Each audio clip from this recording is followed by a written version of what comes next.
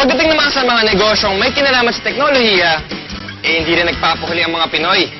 Tulad ng mga cellphone reloading station na talaga namang connect na connect sa kanilang mga suki.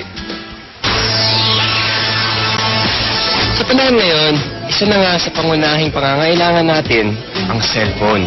Kaya dapat lagi itong may load. At dito nakasilip ng pagkakataon ang iba nating mga kababayan para kumita.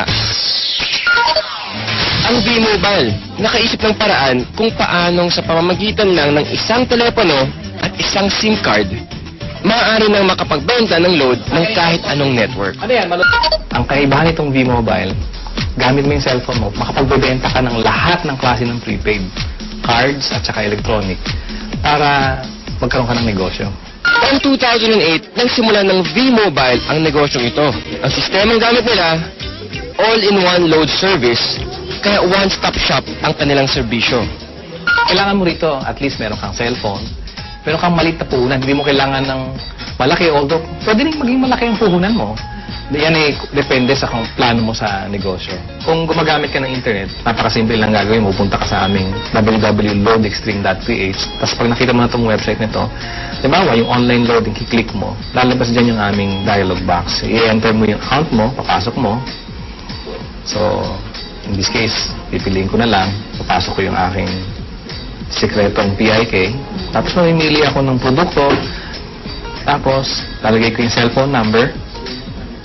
Kiklik mo ngayon yung send load. Pag okay natin, yun na. Pero paano ka nga ba kikita sa negosyong ito?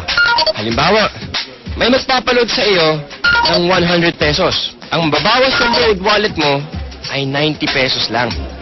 Ibig sabihin, may 10 piso kang kita sa bawat 100 na i-reload mo sa iyong customer.